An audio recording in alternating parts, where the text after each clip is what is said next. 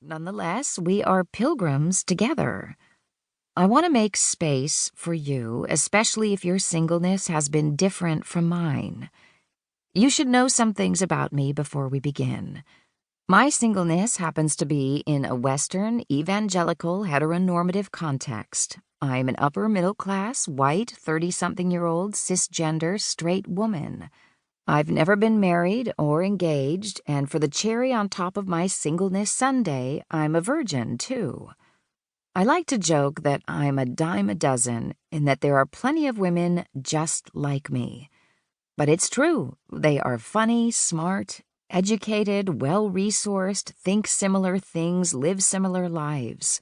I check all the boxes that my evangelical bubble wants me to, but I have grown weary of this bubble.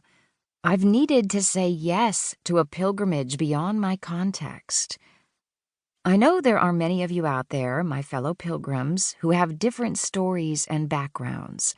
I want to honor that. Let the parts of my story that relate to you speak to your life and heart, and ditch the rest. It's okay.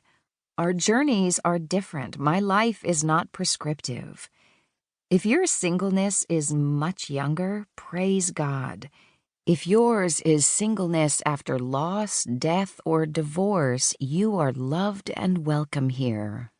If your singleness doesn't include virginity, know that it's not less valid. Perhaps your singleness is much older than mine. God bless you.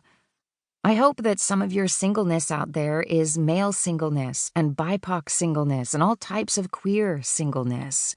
And I hope my story is a blessing to you too.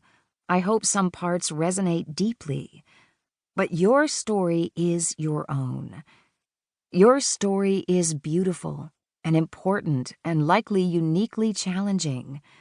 My singleness has privilege attached to it, which at times makes it a really comfortable singleness. There are so many ways I don't have to struggle in my singleness because of the privilege given to my sexuality, gender identity, and race. Although many hurdles may be found along the path of singleness, I cannot speak to all of them in this book. I simply share my story and offer some ways for us to step closer to our Creator. It's all I can do here. As you sit with me in my story, I encourage you to think of yours. Your story matters. You'll notice repeating themes throughout this book, those I needed to learn over and over until they sunk in. Learning about God's mercy, grace, patience, and love is still central to my daily life.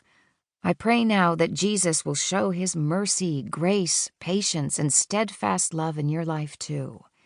In addition to sharing about my life, each chapter includes a pilgrimage moment. These are opportunities for you to pause before moving forward. Pilgrimage is an ancient contemplative practice that's been around for generations.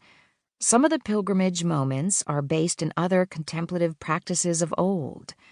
My hope is that they give you practical steps into the presence of God to journey more fully with Him in your singleness. Have a blessed journey. 1. Singleness is not the problem. So, Morgan, what was your response tonight? We were sitting outside the student union on a late September evening after our weekly gathering. Morgan was a new freshman whose parents had met in our InterVarsity Christian Fellowship chapter in the 1990s. She was 18, truly fresh. I had just given a talk and invited the students to respond by writing down a burden they needed to lay at the foot of the cross. We set up a foam cross for students to tack them to. "Well, I was thinking about my singleness," Morgan said. "Really? Why's that?" I asked, curious because I hadn't mentioned relationships in my talk that night. "I'm just so afraid that I won't meet my husband. What if I don't? And I know I'm young, everyone says that, but it's just a worry that I have to keep giving to Jesus." I smiled. "That's fair, Morgan. I'm glad you felt like you could do that tonight. But I do want to reassure you.